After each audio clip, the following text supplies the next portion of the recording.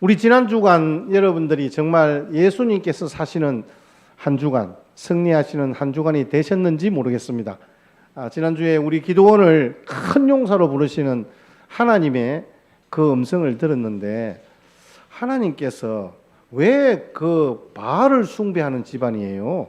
쉽게 말하면 좀 죄송스럽지만 무당 집안이에요. 무당 집안. 무당 집안에 있는 그 아들을 불러다가 이스라엘의 지도자로 세우시고 네가 내 일을 대신할 큰 용사다, 이렇게 말씀해 주셨어요.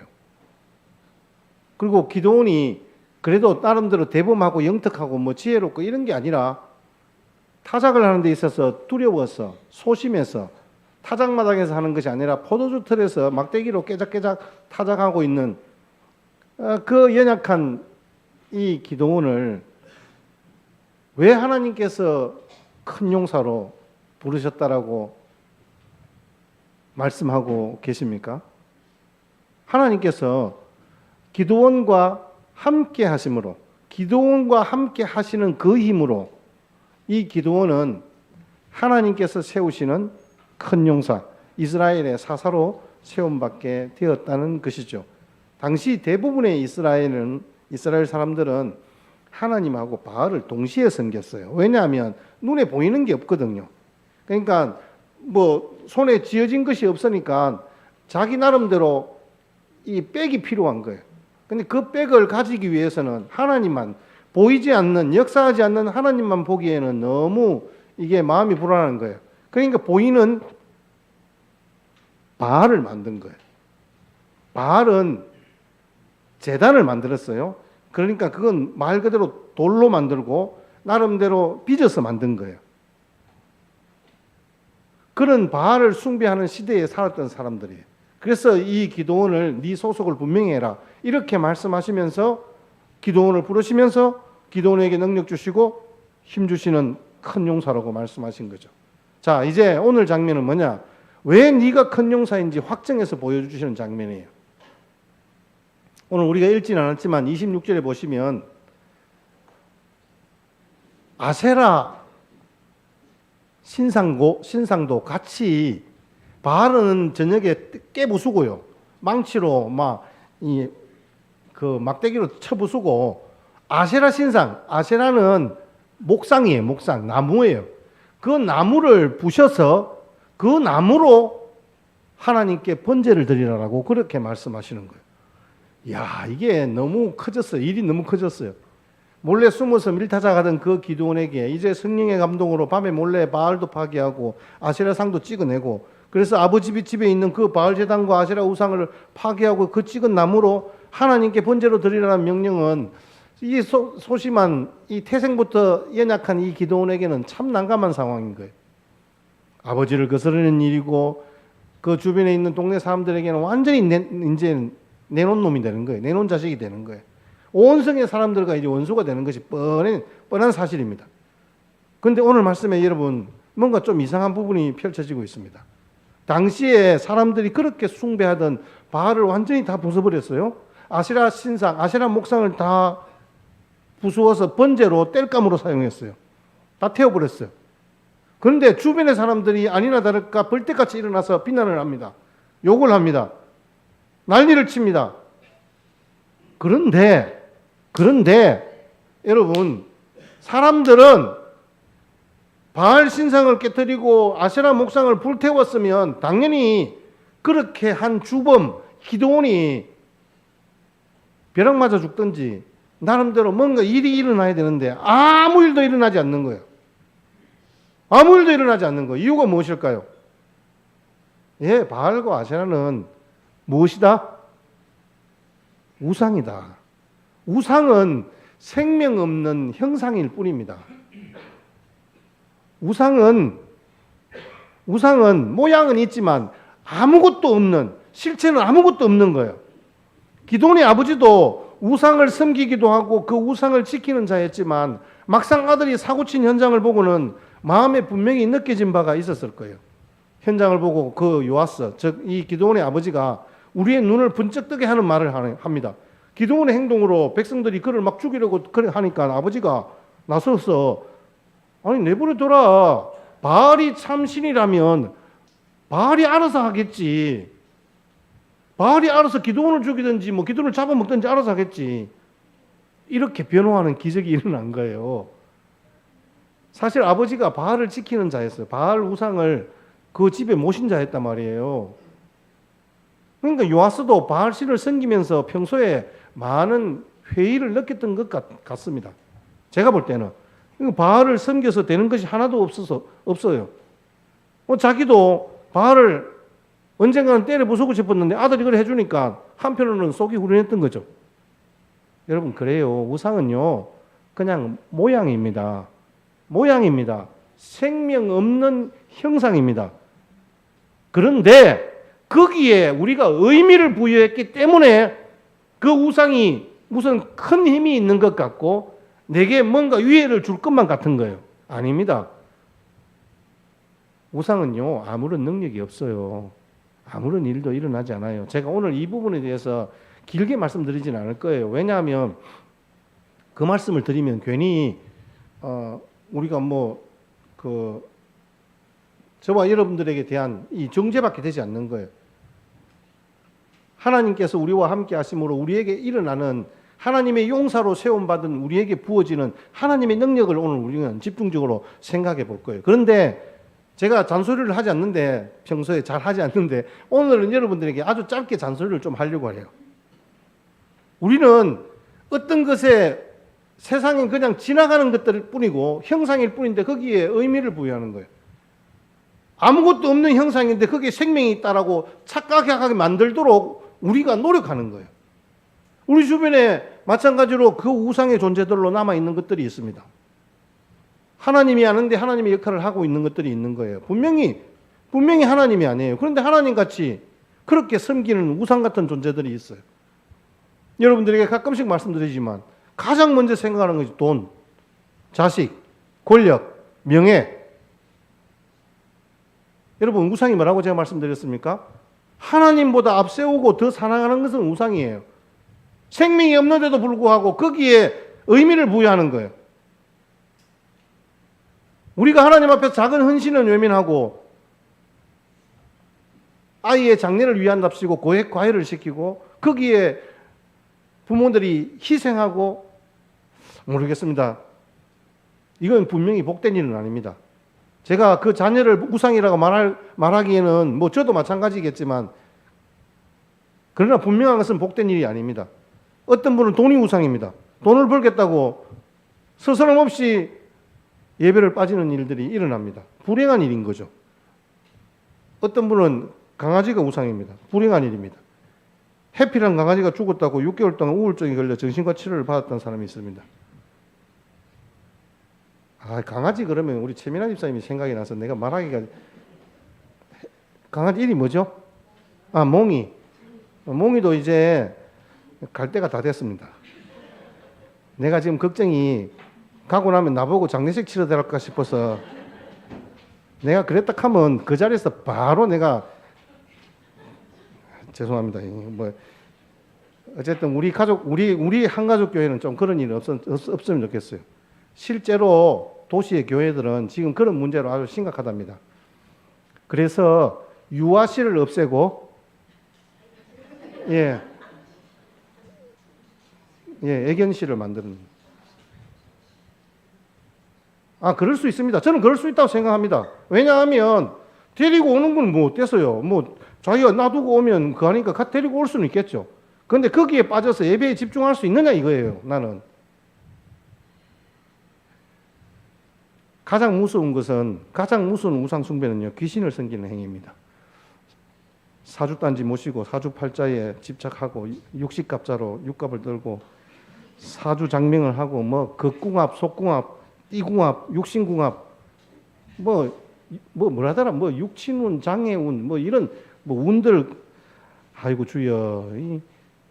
새해 되면 토정비결 보고 태기를 신봉하고 고목나무 신이나 용왕신이나 칠성신 섬기고 온갖 무속적인 행위들이 있는 거예요. 그런데 여러분 제발 멀리 하십시오. 우상을 버리면요 잠시 마음이 억수로 허준합니다. 제가 그렇다는 게 아니고 그렇다고들 합니다.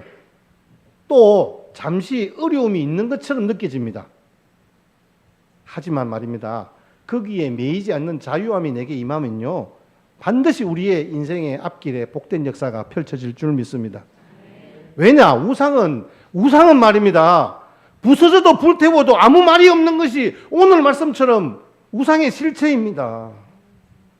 기드온이 바알을 깨부셨습니다. 그 다음에 아세라 목상을 다 찍어서 그것으로 불쏘시개를 만들었어요. 땔감으로 사용했단 말이에요. 그런데 아무 일도 일어나지 않았단 말이에요. 만약에 바알과 아세라가 아버지 요아스의 말처럼 하나님이라면, 신이라면 가만히 있겠습니까? 기드온이 번개 맞아 죽든지 급사를 하든지 해야 되지 않겠습니까? 여러분, 우상은 말입니다, 나에게 전혀 위해를 줄 수 없는 그 죽은 우상의 존재를 우리가 지금 두려워서 벌벌 떨고 있는 거예요. 많은 사람들이 신으로 의지하는 것들이 실제로는 아무것도 할 수 없는 인간 욕망의 투사에 불과하다는 것을 하나님이 살아 계셔서 역사하시는 그 하나님이 오늘 우리에게 말씀을 통해서 분명하게 보여주고 있는 거예요. 하나님은 어떻게 살아계신 하나님이실까요? 하나님은 어떻게 오늘 우리에게 살아 역사하시는 하나님으로 우리에게 나타나십니까? 이 기드온에게 네가 왜 큰 용사인지 내가 오늘 확증해 주겠다, 이렇게 말씀하시는 장면이 오늘의 장면이에요. 이건 제가 이 6장의 후반부를 제가 정의한 겁니다. 하나님께서 이 기드온을 큰 용사로 확정하셔서 살아계시고 역사하시는 하나님의 능력과 은혜들을 부어주신 같이 오늘 이 자리에 함께 예배하는 저와 여러분들에게 동일하게 성령으로 충만케 하시고 임재하시고 부어주실 줄 믿습니다. 그렇습니다. 하나님은 우리를 붙드셔서 연약한 우리 인생을 큰 용사로 우뚝 서게 하셨습니다. 내 안에 잠자는 거인을 깨워서 하나님의 복음을 맡은 자로 그 복음의 통로로 우리를 사용해 주셨습니다. 이 기드온도 마찬가지죠. 그런데 말입니다, 강한 용사는 그냥 되어지는 게 아닙니다.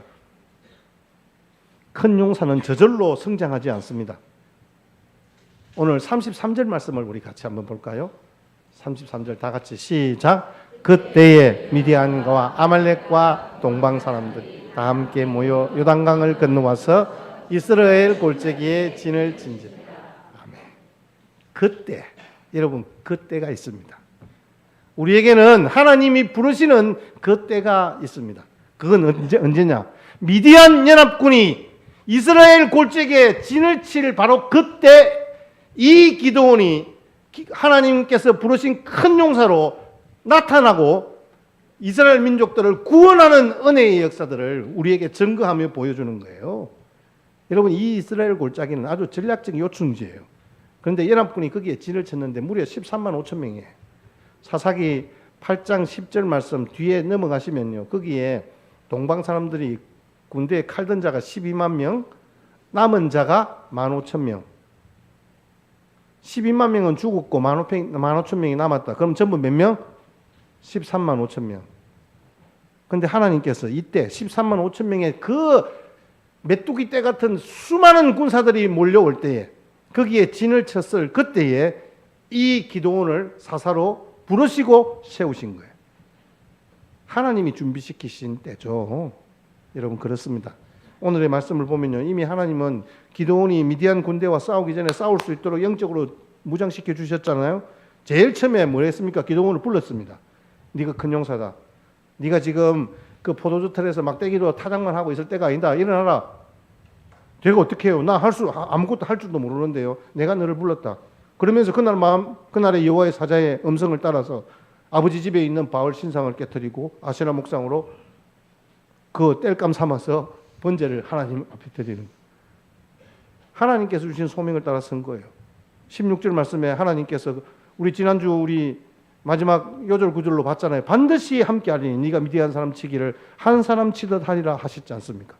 하나님께서 이 기도를 그렇게 부르시고 그 다음에 표징을 통해서 확신케 하셨습니다.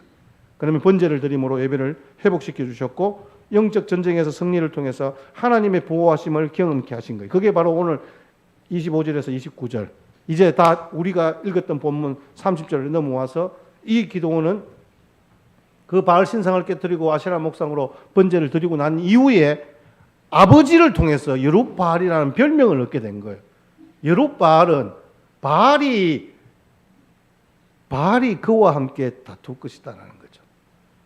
영적 전쟁을 통해서 바알과 다투는 자라는 새로운 이름을 얻었습니다. 이 기도원이 영적으로 무장되고 준비되었을 때 그때에 마침내 연합군이 미디안 연합군이 쳐들어온 거예요. 그 미디안이 쳐들어온 사건은 그냥 우연히 이루어진 사건이 아닙니다. 하나님은 때를 정하여 당신의 뜻을 이루어 가시는 거예요.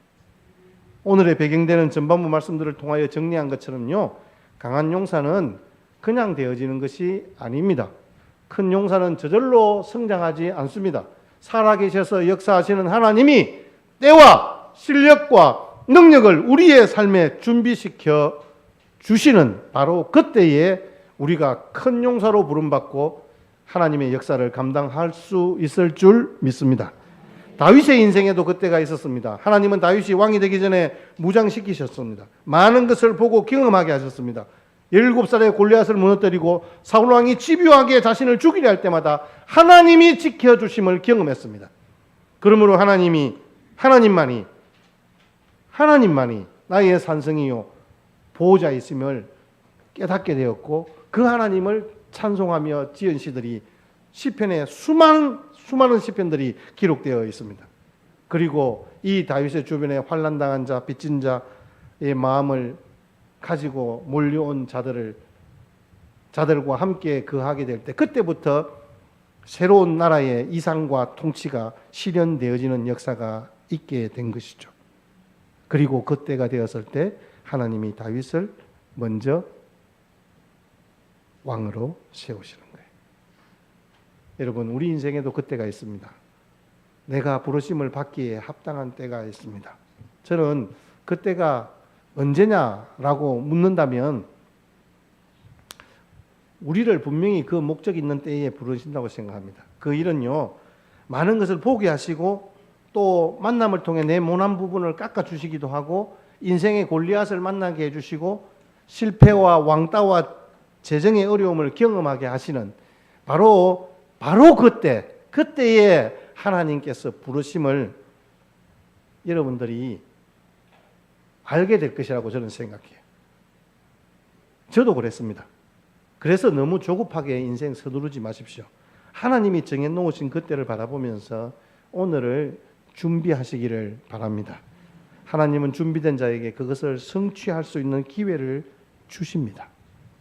그래서 위기는 곧 기회라고 말씀하지 않습니까?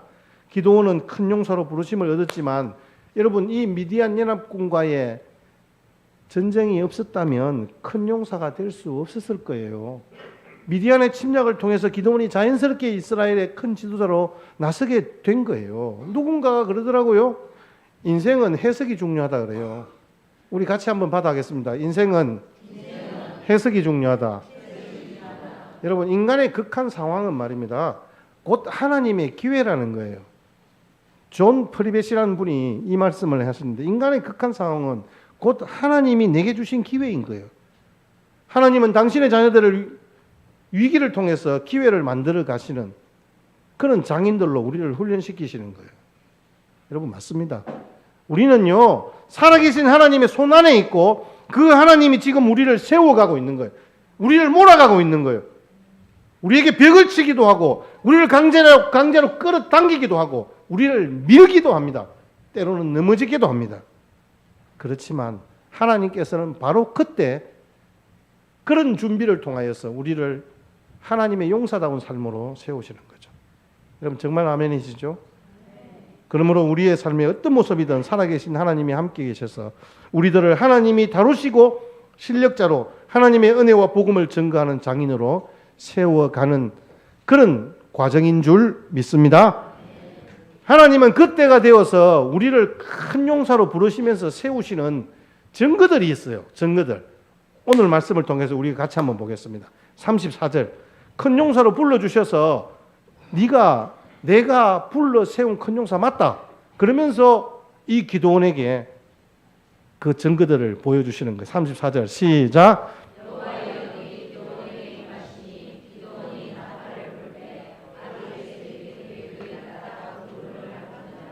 아멘. 그 증거가 첫 번째, 여호와의 영이 임하시니. 여러분, 여기에 임하신이라는 히브리어가 라바시라는 단어예요. 라바시. 이 라바시가 뭐냐 하면 이 옷을 입히다라는 뜻이에요. 내가 찾아서, 내가 만들어서 내가 이 옷을 입는 게 아니라 하나님께서 내게 옷을 입혀주시는 거예요. 그리고 강림하다, 그런 뜻이 있어요. 그러니까 하나님의 영이 지금 기드온에게 강림하셔서 전신갑주를 입히시듯 무거운 장비로, 전쟁 장비로 온통 감싸시듯이 대적들이 저항할 수 없는 강력한 군사로 무장시켜 주셨다는 말씀이에요. 표준 세번역은 이 부분을 주의 영이 사로잡으니라고 번역하고 있습니다. 하나님이 기드온을 옷 입히시듯이 저와 여러분들도 동일하게 하나님의 신으로 무장시키신다는 말씀이에요. 하나님의 신은, 하나님의 영은 기드온을, 하나님의 영이 기드온을 점령했다는 말입니다. 지금 기드온에게는 오히려 두려움이 임할 뻔했습니다. 13만 5천 명이라는 대군이 쳐들어왔다는 소식을 듣는 순간 다리가 풀리고 모든 것이 낙심하고 포기할 뻔했습니다. 아닙니다. 하나님께서 그에게 주의 영으로 임하시니 하나님의 영이 기드온을 점령했다는 것입니다. 기드온이 하나님의 영에 의해 정복당했다는 말입니다. 미디안에게 정복당한 것이 아니라 하나님의 영에 정복당했다는 것입니다. 하나님의 영이 기드온을 점령하여 마치 든든한 끈으로 묶듯이 옷 입히시듯이 기드온을 꼼짝 못하도록 만들었다. 이게 라바시라는 단어예요. 한마디로 성령 충만케 하셨다는 말씀입니다. 여호와의 신은 능력 있는 신입니다. 이사야 11장 2절 말씀에 여호와의 신 곧 지혜와 총명의 신이요 모략과 재능의 신이라고 말씀하고 있습니다. 여러분, 하나님의 영을 우리에게 주신다는 의미는 갑옷을 입혀서 무장시키듯이 우리가 하나님을 붙잡는 것이 아니고 하나님이 우리에게 그렇게 입혀 주신다라는 말씀입니다. 그렇기 때문에 우리가 주님을 붙잡는 것이 아니라 우리가 주님께 붙잡힌 바 된다는 거죠. 너무 우리가 흔히 사용하는 성경 구절이잖아요. 너무나 흔히 우리가 표현하는 관용 어구잖아요. 구약에서 여호와의 신이 임했다는 말로 표현되고 있지 않습니까? 여호와의 신이 임했다. 민수기 11장 25절 말씀 보시면 구름 가운데 하나님께서 모세에게 임하십니다. 그리고 말씀하십니다. 그 다음에 70장로에게 임하십니다. 그 영이 임하신 때 그들이 70장로가 모두가 다 예언을 합니다. 하나님이 임할 때 예언을 합니다. 그 다음에는 다시는 하지 않았다고 이야기합니다. 신약의 의미에서는 보혜사 성령이 함께 하신다는 거예요. 우리가 이 부분들을 우리 지난달에 계속해서 우리가 말씀을 생각해 보았잖아요. 보혜사 성령님이 내 가운데 내주하심으로 말미암아 나는 이제 내가 하는 말이나 행동이나 나의 모든 표현이 나의 의지나 감정이 아니라 하나님께서 내게 주신 말씀으로 우리가 그렇게 나타낸다는 말씀이죠. 그래서 이제 기드온이 여호와의 신이 임하기 전에는 포도주 틀에서 밀타작을 하던 겁쟁이였는데 자신이 약하다고 탄식하는 기드온이었는데 그런데 이제는 여호와의 사자가 말한 대로 큰 용사가 된 거예요. 여호와 샬롬의 표징이 나타나고 여룻바알의 표징이 소명에 대한 확신의 표정으로 나타나고 여호와의 신이 오늘 임하심으로 말미암아 이 기드온이 정말 강력한 용사로 우뚝 서게 된 거죠. 교회에서 우리 장로님들이 대표 기도를 할 때 우리 목사님에게 성령의 두루마기를 입혀주시고 우리 옛날에 그렇게 많이 했지 않습니까, 여러분? 아주 적확한 표현입니다. 맞는 표현입니다. 여러분, 목사가 성령의 두루마리를 입지 않으면 엉뚱한 소리 하겠죠. 자기 이야기 하겠죠. 그래서 여러분, 내가 붙잡는 것이 아니라 붙잡힌다는 것을 여러분들이 기억하시기를 바랍니다. 내가 주님을 붙잡기보다 주님이 나를 붙잡아 주셔야 주님이 말씀하시는 큰 용사로 세움 받을 수 있는 줄 믿습니다.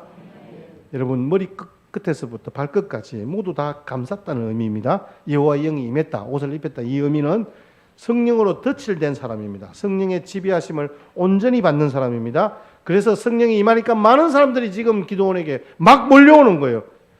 7장 3절을 보시면 미디안과 싸우기 위해서 미디안 연합군만큼은 안 되지만 기드온에게 몰려온 군사들이 자그마치 32,000명이나 되었어요. 한번 여러분 이게 뭐 별거 아니네. 여러분 지금 이스라엘이 어떤 형편이 있었냐 하면 여러분 6장 전반전에 보시면요. 백성들이 겁이 나가지고 전부 다 딱 산속에 굴 파고 숨어서 살았어요. 자기들끼리 깨작깨작 요만한 밭에다가 농사 짓고 그거 걷어가지고 거기서 진짜 그 기드온같이 막대기로 타작하고 있었다니까요. 굴에 자기 집을 짓고 살았다니까요. 굴을 파고 살고 있었다니까요. 모두가 그렇게 숨어서 지내던 시절인데 기드온이 지금 자기 힘으로 하려고 했으면 어떻게 됐을까요? 어림없죠. 주의 영이 임하니까 되는 거예요. 성령을 받으면 다른 사람이 먼저 압니다. 성령을 받고 일하는 것과 성령을 받지 않고 일하는 것은 천양지차입니다. 그래서 성령의 역사는 지금도 실제합니다. 요즘 많은 크리스찬들이 기적이라든지 이적을 믿지 않습니다. 젊은이들이 교회를 떠나는 가장 큰 이유도 성령의 역사를 믿지 못하기 때문에 그렇습니다. 상식적으로 이해되는 것만 믿고 싶어 합니다. 여러분 이 성경에서 기적과 이적의 이야기를 빼놓고 나면 뭐가 남겠습니까? 여러분 오늘도 기적과 이적이지 않습니까? 6장. 그러면 이거 찢어내버리고 7장에 미디안과 전투하는 장면 그것도 기적이지 않습니까? 그것도 찢어내버리고 다 찢어내면 뭐가 남겠습니까? 예, 앞에 뒤에 껍데기만 딱 남을 거예요. 첫 장과 마지막 장밖에 남지 않을 거예요. 성령의 역사는 말입니다. 과거에도 일어났고 현재도 일어나고 있고 미래에도 일어날 것입니다. 놀랍고 감사한 것은 구약시대와는 달리 신약시대는 예수님을 믿는 누구나 성령을 받게 되었다는 사실입니다.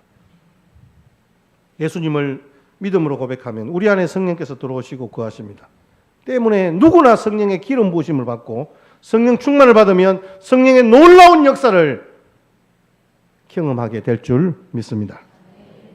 자, 두 번째, 성령 충만한 자가, 그러니까 하나님께서 이 기드온을 큰 용사로 부르시고 내가 너를 큰 용사로 부른 거 네가 그 증거를 한번 봐라. 그러면서 두 번째 보여주시는 증거가 뭐냐 하면 많은 사람들의 반응입니다. 기드온이 나팔을 불매. 34절입니다. 다 같이 한 번 더 시작. 기드온이 나팔을 불매 아비에셀이 그 뒤를 따라 부름을 하더니. 한번 보십시오. 기드온이 나팔을 불었습니다. 이 나팔은 쇼파르라는 히브리어 단어인데요. 이거는 사파르라는 빛나다, 아름답다, 기쁘다 이런 뜻을 가진 그 사파르라는 단어에서 나온 단어인데 이 쇼파르라는 이 뜻이 말 그대로 나팔, 뿔 이런 뜻입니다. 그때 당시에는 우리 같이 지금 나팔이나 색소폰 이런 걸 만드는 기술이 없잖아요. 그때는 뿔로 나팔을 만든 거예요. 그래서 성경에서 나팔을 부는 것은 역사에서의 하나님의 개입을 상징합니다. 하나님의 개입입니다. 하나님이 지금 일하시고 말씀하시고 나타나신다는 의미입니다. 고대 이스라엘의 생활은 나팔을 부는 것과 밀접하게 관련되어 있습니다. 전쟁을 알리는 신호이기도 했고요. 나팔 소리로 이스라엘 백성들을 통솔 했습니다. 하나님께서 가나안 행군을 시작하면서 효율적으로 백성들을 통솔하기 위해서 민수기 10장 말씀에 보시면 은나팔을 제작하도록 했습니다. 그래서 나팔을 부는 신호를 규정했습니다. 200만 명이나 되는 무리들이 200만 명 이상이죠. 어떻게 통솔할 수 있겠습니까? 모세와 아론이 통솔하기 위해서 나팔 소리를 이용하도록 한 거예요. 그래서 여기에 지금 나팔을 불었다라는 의미, 기드온이 나팔을 불었다는 의미는 이제 이스라엘을 주권적으로 통치하시는 하나님의 육성이 동일하게 기드온에게도 임했다는 말씀이에요. 이제 기드온을 이스라엘의 지도자로 모세같이 위대한 용사로 부르시고 그에게 합당한 권위를 부여해 주셨다는 의미입니다. 이 나팔을 불었다는 말은 하나님의 역사가 이제 시작되었다는 의미입니다. 그러니까 어떤 일이 일어나요? 35절 같이 함께 읽겠습니다. 시작. 기드온이 또 사자들을 온 므낫세에 두루 보내매 그들도 모여서 그를 따르고 또 사자들을 아셀과 스불론과 납달리에 보내매 그 무리도 올라와 기드온은 므낫세 지파의 아비에셀 족속 출신이죠. 그러니까 므낫세 지파가 올라오는 건 뭐 당연하다 칩니다. 근데 두 번째 거기 보니까 아셀 지파, 스불론 지파, 납달리 지파도 같이 올라옵니다. 여기 올라왔다는 단어는 말 그대로 환영하고 영접했다는 말입니다. 아, 그 가겠습니다. 손드는 거예요. 이제 하나님께서 공식적으로 기드온을 이스라엘의 지도자로 세우셨음을 선포하는 나팔 소리를 듣고 그들이 함께 같이 나와서 예, 우리도 같이 함께 합니다. 이렇게 하는 거죠. 기드온은 예기치 못한 지원군을 얻은 셈입니다. 예수님께서 우리에게 주 되시는 표징으로 주님의 약속대로 우리에게 성령을 보내주셨지 않습니까? 그런데 우리는 약속보다는 상황을 두려워하는 연약한 존재들이에요. 그래서 우리에게 복음의 나팔이 중요합니다. 나팔이 불리면요, 우리는 먼저 나팔 불고 앞서가시는 예수님을 따라가는 거예요. 예수님을 우리 구주로, 우리의 목자장으로, 왕으로 영접한 하나님의 백성으로 그렇게 우리가 살아가는 거예요. 이게 바로 성령 받은 자의 능력입니다. 성령 충만을 받은 자는 급쟁이가 아닙니다. 소신없이 눈치를 보는 기회주의자가 아닙니다. 자신이 받은 사명에 대해서 도망치는 비열한 사람이 아닌 거죠. 사도행전 19장 2절 말씀에 가로되 너희가 믿을 때에 성령을 받았느냐? 가로되 아니다. 우리는 성령이 있음도 듣지 못하였노라. 성령을 받으면 되는데 성령을 못 받으니까 이런 일들이 일어나는 거예요. 스데반은 성령을 받으니까 자기가 돌에 맞아서 그런 처참한 고통과 죽음 속에서도 주님의 영광을 보는 거예요. 주의 보좌에 앉으신 주님을 보는 거예요. 하나님의 영광과 예수께서 그 하나님 우편에 서신 것을 봤다라고 말씀하고 있습니다. 고린도전서 12장 3절 말씀에는 또 성령이 아니고서는 누구든지 예수를 주시라 할 수 없다라고 말씀하고 있습니다. 여러분, 주님께서 우리에게 주의 영으로 덧입혀 주시고 능력 주시고 큰 용사로 세우신 증거는 두 가지 말씀드렸습니다. 우리에게 옷을 입혀 주시고 우리에게 그 능력을 덧입혀 주셨다라고 말씀하고 있습니다. 두 번째, 나팔 소리를 통해 본격적으로 하나님의 개입을 알리시는 장면이 나옵니다. 그래도 기드온은 못 믿었어요. 하나님을 시험했어요. 오늘 36절에서 40절까지 두 번이나 여기 보면 근데 우리가 여기 조금 이해할 것이 있습니다. 우리는 하나님을 시험했다. 기드온은 그러면 여전히 하나님을 신뢰하지 않네 이렇게 생각 아니 그건 아닙니다. 여러분 우리가 한번 생각해 보시죠. 지금 시대가 시대입니다. 그렇게 동굴 속에서 굴 파서 숨어있던 그 시대 속에서 하나님이 함께 하시겠다고 약속하시고 말씀 주시고 자기도 그렇게 아버지 집에 있는 바알 신상과 아세라 신상을 막 때려 부수고 불태웠는데 그럼에도 불구하고 하나님이 역사하시는 것을 우리에게 좀 한 번 더 보여주십시오. 제가 정말 그것이 기대되고 기쁨이 되는 거예요. 그래서 기도원이 기도합니다. 하나님, 밤에 이슬이 내릴 때에 땅에는 그 이슬이 내리지 않고 내가 밖에 내놓은 양털 뭉치에만 이슬이 내리게 해주십시오.